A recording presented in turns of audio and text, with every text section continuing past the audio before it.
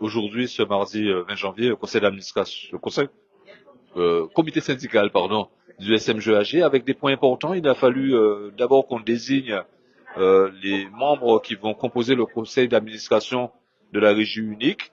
Ça a été fait. Et puis on a abordé aussi des aspects plus techniques, notamment sous les deux schémas. Le schéma de gestion de l'eau potable, le schéma directeur de gestion de l'eau potable, le schéma directeur de l'assainissement de la Guadeloupe, qui vont nous servir à ajuster notre plan pluriannuel d'investissement, qui a fait un état des lieux exact et précis des territoires sous tension. On a une vraie cartographie des choses et là, on va pouvoir se mettre au travail.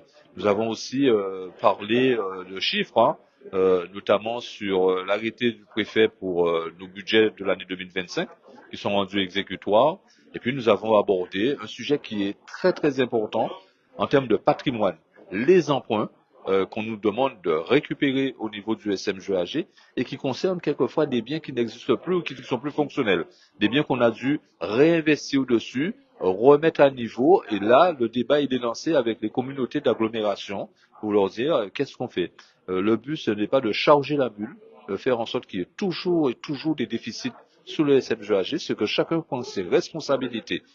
Si vous vous remettez un véhicule à quelqu'un qui a un emprunt dessus, que la personne doit reprendre l'emprunt, il faut que le véhicule ait des pneus, il faut que le véhicule ait des moteurs. Et donc, si le véhicule ne fonctionne pas, comment voulez-vous que la personne fasse un emprunt pour réparer le véhicule et rembourse l'emprunt qui a servi à acheter le véhicule?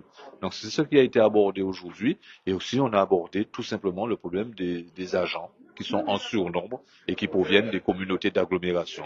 Là aussi, le sujet mérite d'être traité en responsabilité entre le SMGAG et les opérateurs, les anciens opérateurs, à savoir les communautés d'agglomération.